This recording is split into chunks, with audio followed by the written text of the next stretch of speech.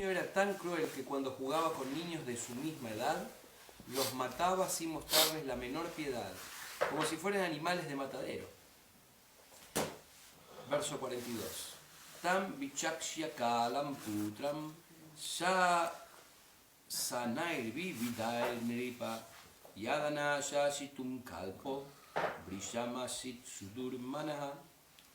El rey Anga, al ver el comportamiento cruel y despiadado de su hijo Vena, le imponía castigos para corregirle, pero no podía traerle hacia el sendero de la caballerosidad. Todo ello le hizo sentirse enormemente desdichado. Verso 43. Prayena vyarchito devo yea praya grihamadi medina kat apatya britam dukham yena vindati durvaram. El rey reflexionaba: en verdad que los que no tienen hijos son muy afortunados. Para no tener que sufrir la insoportable desdicha que supone un mal hijo, en sus vidas pasadas han debido de adorar al Señor. Verso 44. Yata prapi yasi kirtir adarmasta mahan nerinam yato virodam sarvesham yat adir ananantaka. Un hijo pecador acaba con la buena reputación de una persona. En el hogar, sus actividades irreligiosas provocan la irreligión y las disputas entre todos, y eso solo trae una interminable ansiedad. Significado. Se dice que una pareja casada debe tener un hijo, de lo contrario su vida familiar está vacía. Pero tener un hijo sin buenas cualidades es como tener un ojo ciego. Un ojo ciego no sirve para ver, solo ocasiona dolores insoportables, de modo que el rey se consideraba muy desgraciado por tener semejante mal hijo. Vamos a leer uno más para que sea más. Vamos a hablar un poquito más.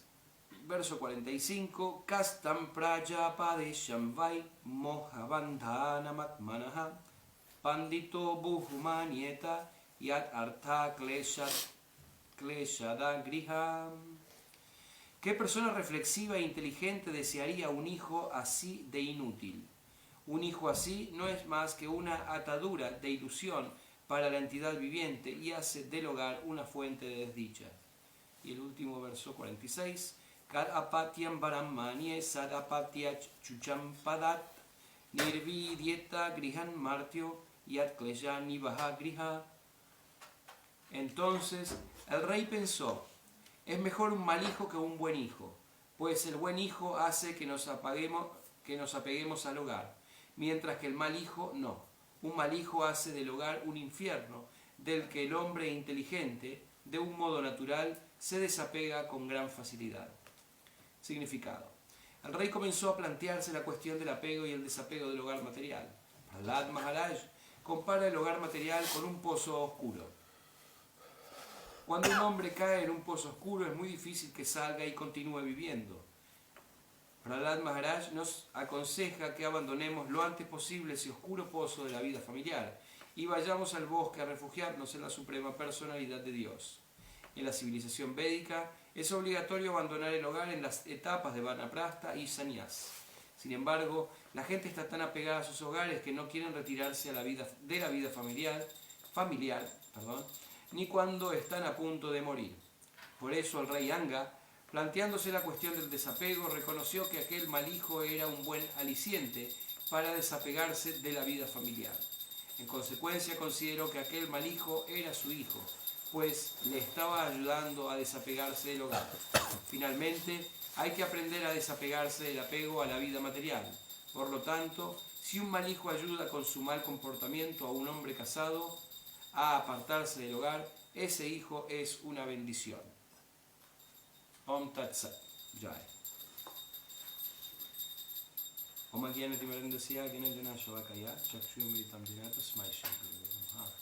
Mukam Karoti Vachalam Pangum Lamgayate Gringeti Brahmam Vande Shri Guru Karyam Panchakalpatra Vechak Prasinguri Vachabadidanam Pavane Vyogashnavi Vyogashnavi.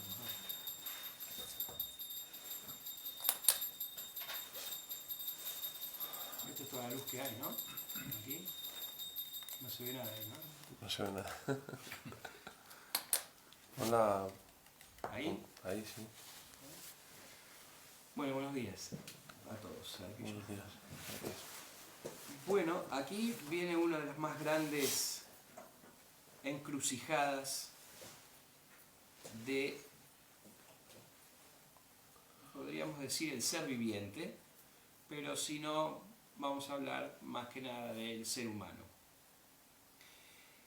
La más grande encrucijada es: ¿queremos seguir estando en el mundo material y perpetuarlo, o queremos regresar al mundo espiritual ya de una vez?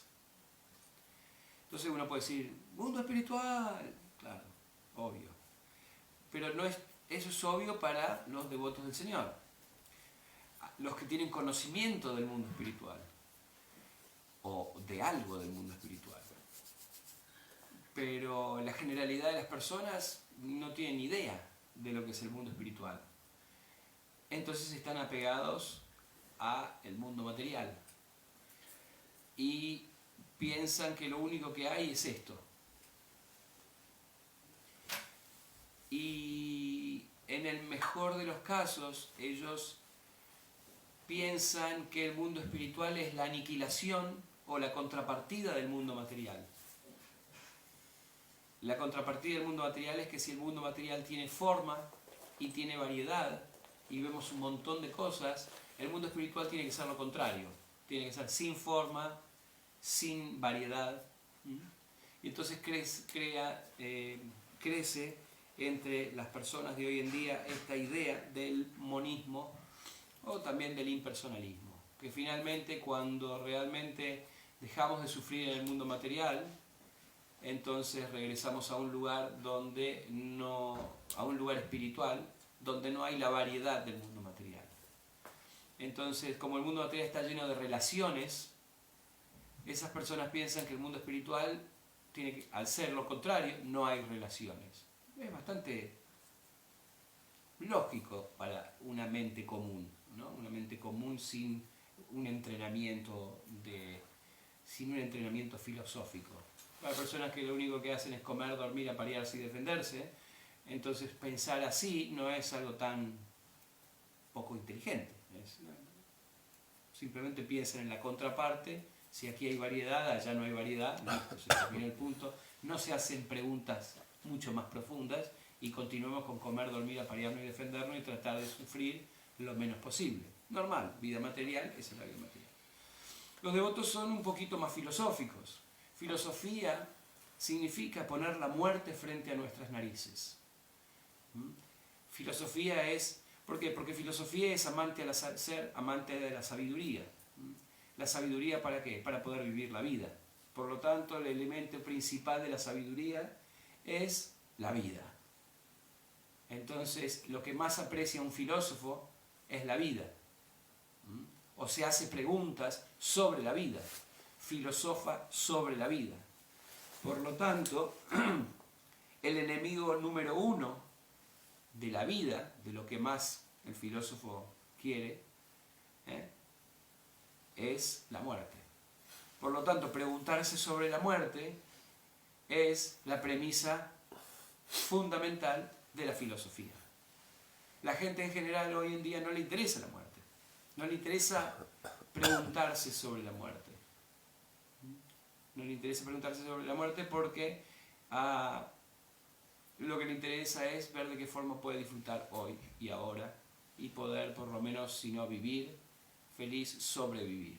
Entonces todo el mundo moderno gira en torno a hacer a las personas olvidar la muerte.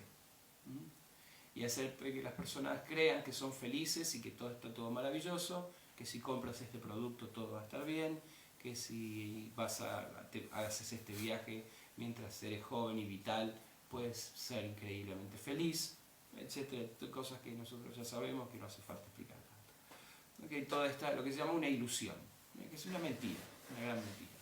La vida está llena de sacrificios y la vida es un camino muy duro y espinoso hacia la hacia el examen final. Hacia el examen final. El examen final es la muerte. Entonces, pero la gente, como no sabe, en general, no sabe qué hay detrás, qué hay más allá de la muerte, entonces la gente no se hace esa pregunta. Entonces dice, no tengo por qué sacrificar toda mi vida para el examen final. Porque el examen final va a tener el outcome, ¿cómo se dice? El resultado que va a tener. Que va a ser, no se sabe, incierto. Ya veremos. Quizás voy al paraíso, quizás no voy al paraíso. Jamás se plantea el tema del infierno. Entonces, en el mejor de los casos se plantea algo así. Y en el peor de los casos, bueno, vamos a vivir, que se acaba el mundo y después ya veremos qué pasa. Pero bueno, en general las personas entonces tratan de disfrutar. Y entonces en la idea del disfrute, para poder disfrutar de este mundo material, ser un hombre solo no es un gran disfrute. Para disfrutar hay que buscar gente experta que nos ayude a disfrutar. ¿Y quién son los seres expertos en el disfrute? Confirmado. ¿Quiénes son los seres expertos en el disfrute? Los devotos puros. No, sí, eso ya lo sabemos, en el mundo espiritual. Pero en el mundo material, ¿quiénes son los expertos? ¿Quiénes están diseñados expertamente, específicamente, para disfrutar y ayudar a disfrutar? La mujer. La mujer se llama en sánscrito stri. Stri significa aquello que expande, aquello que da oportunidades, que da facilidades para poder disfrutar. Entonces el hombre se une con la mujer para disfrutar. Si fuese por el hombre, comería una vez cada 3 días, no sé, se bañaría una vez cada 2 días, no se preocuparía por nada. Este mundo gira porque la mujer lo hace girar. El hombre es el que gira la rueda, pero motivado por la mujer que está atrás. Entonces eso se llama andakupam, mejor dicho, eso es vida familiar. Uno se une el hombre con la mujer de una forma dármica, no como ahora, como perros y gatos y animalitos, sino que el Dharma está en la institución del matrimonio. Y el matrimonio es justamente unirse dármicamente para un propósito en particular. El ideal es que el propósito sea unirse los dos para servir al espíritu, a la espiritualidad, a Krishna. Pero como no todo el mundo se dedica a la espiritualidad, la meta última del matrimonio en el mundo material es el disfrute. Entonces se crea todo lo que se llama la vida familiar. Stri, la mujer ayuda a expandir. ¿Qué significa? Un hijo significa escuela, ropa, en esta era un coche, o facilidades, comida, o sea, todo lo que viene y todo lo que implica la vida de casado es una expansión constante. Y para esa expansión constante, eso implica trabajar duramente y gastar nuestra energía en tratar de mantener esa situación. Entonces, cuando uno trabaja duramente tratando de mantener esa situación y está completamente creído de que la vida se trata de disfrutar lo más que pueda en esa situación, uno se pasa toda la vida, desde los 25 años más o menos, hasta teóricamente la cultura védica, hasta los 50, se pasa haciendo increíbles esfuerzos por mantener algo que es una ilusión. Entonces estamos hablando del plano materialista. Acá Prabhupada habla del plano material. Prabhupada habla la vida. Prahlad Maharaj menciona a Prabhupada aquí. Prahlad Maharaj habla del andakupam, el pozo de la vida familiar. Materialista, dice Prabhupada. Prabhupada dice, la familia material es un andakupam, que significa un pozo donde uno, en la India, y Prabhupada explica en el significado, de que en la India a veces hay lugares donde hay pozos vacíos, ¿no? Se hacen pozos en la India para sacar agua, pero después de mucho las aldeas a veces se acaban con todo el agua del pozo. Entonces el pozo queda ahí, no vuelven a taparlo. Pero lo que lo tapa el pozo son los pastizales, ¿cómo se dice? La hierba tapa el pozo. Entonces a veces uno viene caminando por el medio del campo y como la hierba está tapando el pozo, se cae en el pozo. Y cuando cae en el pozo, la hierba vuelve a tapar y entonces uno, por más que grite y grite y grite y grite, no lo puede venir a sacar nadie porque no lo encuentran. Entonces eso es el Andakupan, el pozo de la vida familiar. Entonces, ¿por qué? Porque es una cosa detrás de la otra, detrás de la otra, detrás de la otra, solamente para mantener un status quo material. Y entonces el grijasta se apega, o en este caso el grijamedi, ¿no? Que es la persona materialista que vive en la vida familiar materialista, se apega al disfrute y a todas aquellas expansiones de sí mismo que le dan a él algún tipo de disfrute. Como por ejemplo la esposa y los hijos. Después, si hay amigos, se apega a los amigos, porque los amigos le dan algún tipo de disfrute. Ok, muchachos, los jueves a la tarde nos juntamos la peña y vamos a, no sé, a hacer algo, ¿no? A ver un partido de fútbol o a comer unas pizzas. Entonces uno está pegado. Entonces uno empieza a manifestar sus tentáculos y se apega a cuestiones sociales, a amigos, a suegros, a familiares, a los hijos, a la esposa, etcétera, etcétera. Y cada vez la vida familiar se vuelve y se solidifica cada vez más y más y más y más y más. Entonces, este es el apego que aquí se está presentando en estos versos que estamos leyendo. El apego del rey Anga a la vida material. Es un rey. Los reyes están apegados a la vida material. Incluso siendo un Rajarsi del calibre del rey Anga. Pero fíjense que al principio comienzan los versos hablando del apego del rey Anga y diciendo que tener un hijo de ese tipo más vale ni tenerlo. ¿Por qué? Porque es un enemigo del disfrute material. Pero al ser un Rajarsi, el rey Anga empieza en la misma conversación, minutos después, empieza a analizar de que en realidad no es un enemigo, sino que es un amigo de la vida familiar, es un amigo de la vida espiritual. Porque él, al estar inclinado hacia la vida espiritual, dice, esta es la persona que necesito para que eventualmente me saque de este Andakupam, de este pozo de la vida, de la existencia material o de la vida familiar. Entonces, los espiritualistas piensan de esa forma. Los materialistas piensan disfrutar, disfrutar, disfrutar hasta el último momento de sus vidas y después morir e ir a un lugar incierto. Claro, ahora no se hacen problema porque siguen teniendo energía, pero cuando uno empieza a envejecer empieza a hacerse esas preguntas. O en el peor de los casos, y eso es lamentable lo que está sucediendo hoy en día, los ancianos de hoy en día directamente se adormecen con algún tipo ya sea televisión o algo que los anestesie, porque ni siquiera viendo televisión pueden disfrutar, porque el tema de ver televisión, ¿no? O internet o lo que sea, el propósito es de crearte una ilusión futura.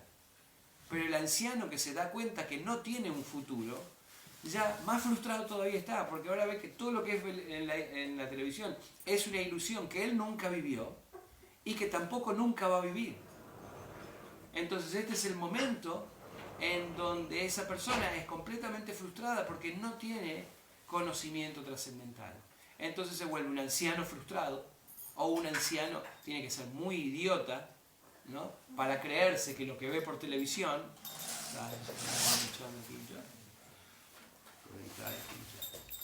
tiene que ser muy, digamos, ignorante para creerse vivir todavía en esa ilusión. Entonces aquellos que viven la vida tal como es, entienden que a la edad de 60 años, 50, 60 años, ya empiezan a pensar en que van a dejar el cuerpo pronto.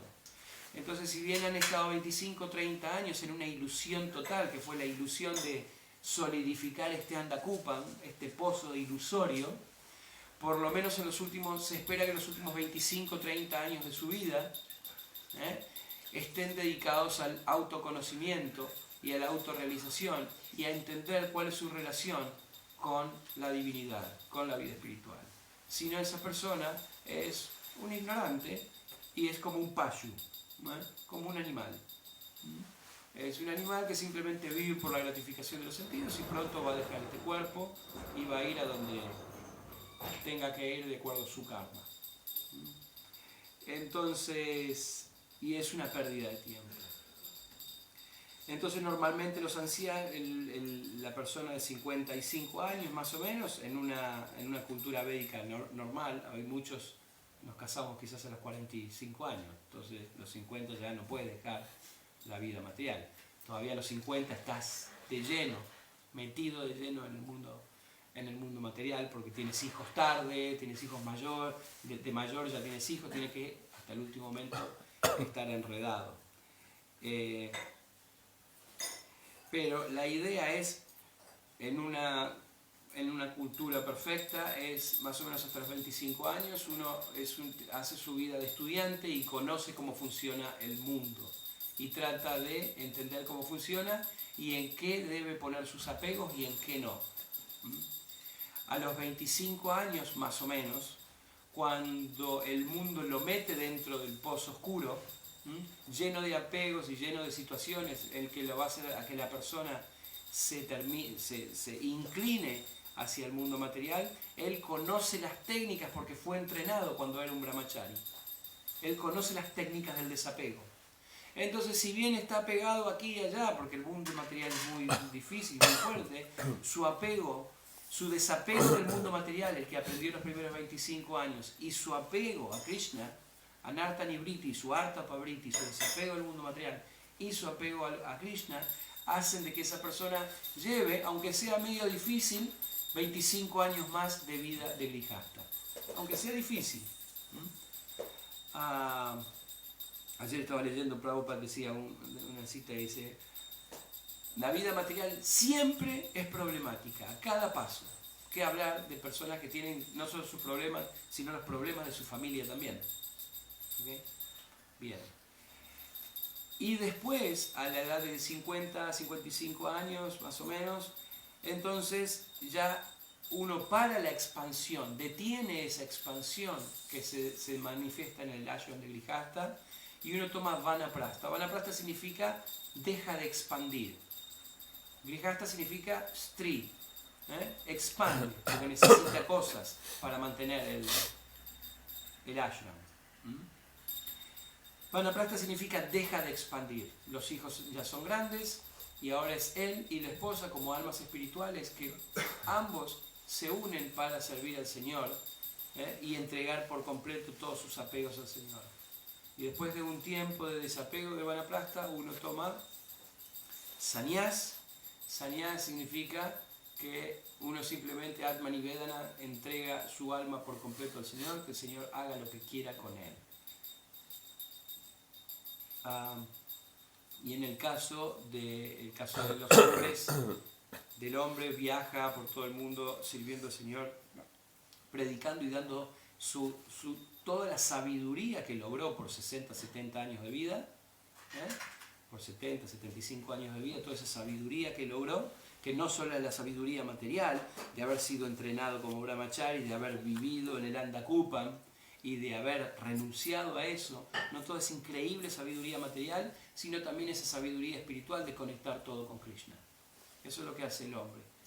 Y la mujer se queda en la comunidad, cuidada por sus hijos, ya sea sus hijos de sangre o sus hijos de la comunidad que la cuidan y la protegen, y ella en teoría tiene que ser una mujer que también presenta esa filosofía, ese conocimiento y esa sabiduría a todos los demás para que todos aprovechen de eso y la respetan como una madre mayor y como una madre a respetar, obviamente, por su sabiduría y sus años. Entonces los dos se transforman en un sentido en gurus.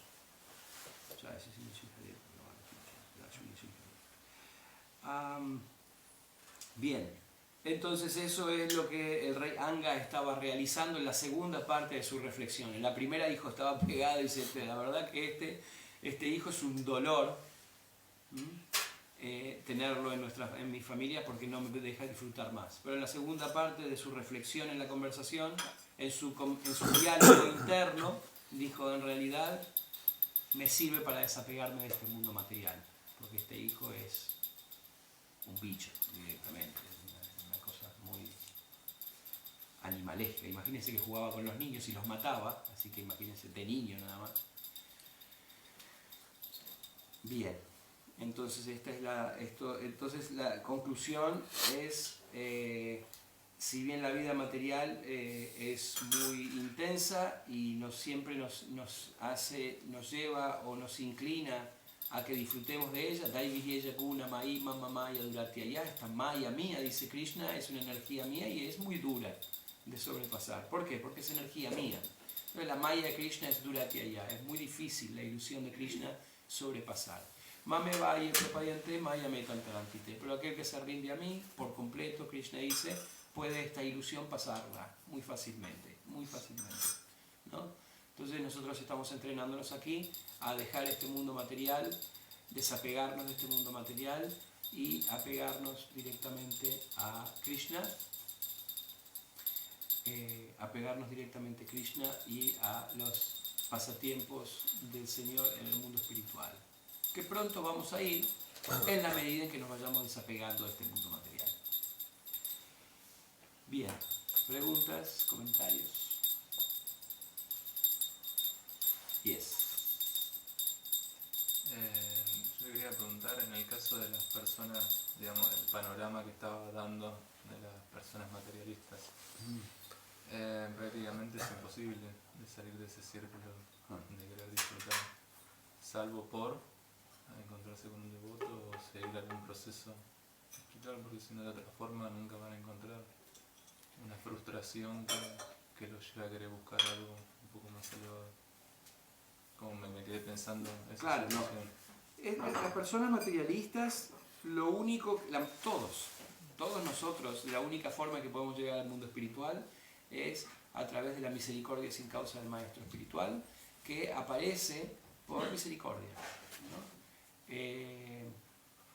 Hay procesos espirituales que son purusheya, ¿no? Desde el humano trata de llegar a Dios, ¿no? Entonces gradualmente lo puede hacer con diferentes procesos espirituales, y eso es a través del karma, del jnana, del dhyana, que es realizando actividades que vayan llevando un buen karma, que nos lleven a un buen karma, o realizando o estudiando apropiadamente.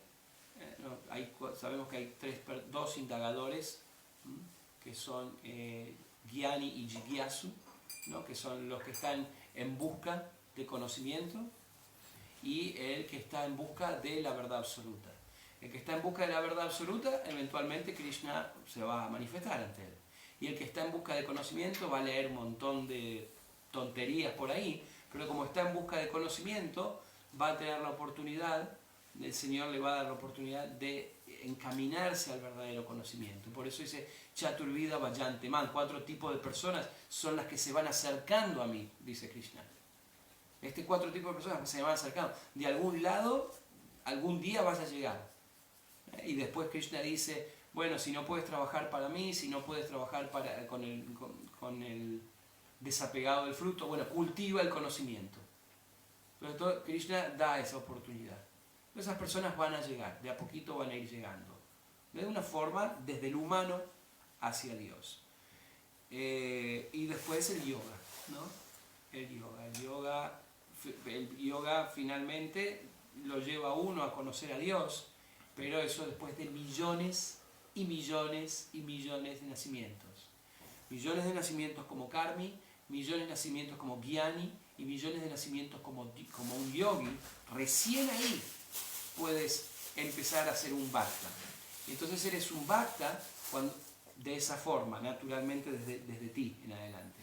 Pero por la misericordia del maestro espiritual, el maestro espiritual puede manifestarse, y personas que no tienen ninguna cualidad pueden, como nos pasa a nosotros en esta era de Kali, hemos nacido sin ninguna cualidad, pero por la misericordia de Srila Prabhupada se manifiestan las cualidades en nosotros y entonces de esa forma nosotros podemos tomar esta oportunidad. Por eso se dice, tomemos la oportunidad. Prabhupada nos dijo, tomen la oportunidad. Ya está la misericordia. Es como, por ejemplo, ¿qué es lo que hace que algunas personas tengan la misericordia y otras no? ¿No? Bueno, la lluvia, afuera está lloviendo. Vamos a decir que afuera está lloviendo. Algunos salen a mojarse y otros no. Afuera está soleado. El búho sale y es tocado por la luz del sol o prefiere quedarse en la oscuridad. Aquellos que son como búhos prefieren quedarse dentro de la oscuridad y aquellos que son como cisnes prefieren salir al sol. La misericordia está ahí para los dos. No es que unos son más lindos, otros son más buenos, otros no. En esta era de Kali la misericordia llueve para todos igual. Depende del que quiere salir y o no quiere salir. Por eso cuando vamos a distribuir libros no tenemos que estar en ansiedad por salvar al mundo. Las personas que se tienen que llevar el libro se llevarán el libro y se salvarán y entenderán. Y los que no, quieren seguir metidos en su móvil, en su celular, ¿no? y estar ahí con el WhatsApp y con la historieta y metidos ahí en tratar de disfrutar de los sentidos, bueno, quedarán ahí. Entonces, así. Prabhu y después la madre. Prabhupada decía que toda persona debería tener un hijo en la vida, creo que un hijo varón, para que le libere él o sus antepasados, ¿no? En el futuro. Ahora me ha parecido que leías que a veces que es mejor no tener hijos porque te puede salir un hijo sin vergüenza y arruinarte la vida. Y luego dice que es mejor tener un hijo sin vergüenza porque te desapega de la vida material. Al final todo es un poco lioso, ¿no? Sí. Bueno, al final, pero en las escrituras védicas siempre se toma lo último que se dice. Entonces, al principio, leíamos hace una semana atrás que leyó Smita Krishna Maharaj, habíamos hablado de que uno tiene que tener un hijo para que lo liberen a uno del infierno, ¿no? Uno tiene que tener un hijo. Ahora estamos leyendo de que mejor no tener un hijo cuando el hijo es un atorrante, como le dicen, un personaje. ¿No? Entonces, pero después, el tercer punto es mejor tenerlo para que nos ayude. Entonces, conclusión, mejor tener un hijo sea como sea. ¿No? Ahora, si el hijo es un devoto de Krishna, listo, ya está, eso es la perfección. Si no es un devoto de Krishna y es un, digamos, bueno y piadoso y demás, es medio problemático porque eso hace que uno se apegue a él. Y si uno se apega a él, tiene que volver a nacer. Y si el hijo es malvado, como en este caso, entonces uno no se apega al hijo, entonces ya es un ancla menos en el mundo material. Ya el ancla de la esposa uno la va a ir dejando porque así es natural, ¿no? Bueno, no tan natural hoy en día en el mundo materialista, pero si encima tenemos a los hijos, más difícil. O sea que tener un hijo muy bueno no es positivo. A menos, a menos que él sea un devoto de Krishna y tú seas una persona que tenga un conocimiento trascendental. Si no, tú te apegas demasiado. Y eso no es como la gente que escucha esta clase que no conoce mucho, decir, eso es una locura, ¿cómo puede ser? Sí, porque el apegarte demasiado, tú estás viendo el parámetro de que tu hijo bueno va a ser muy feliz tu vida. Pero la vida no puede ser feliz. No es feliz, no es una realidad, es una ilusión. Sí hay una felicidad, la felicidad y la aflicciones son simples euforias. No es felicidad. La felicidad es un alivio de los problemas. Pero la gente piensa que existe la felicidad. Entonces dice, este hijo me va a hacer feliz. No hay felicidad. Porque este hijo va a hacer que vuelvas a nacer, a envejecer, a enfermar y morir. Dime en dónde está en esas 4 situaciones la felicidad. No existe. Pero como la gente vive momentos, simplemente momentos de euforia, y piensan que esos momentos son felicidad, piensan que la vida está hecha de momentitos de felicidad.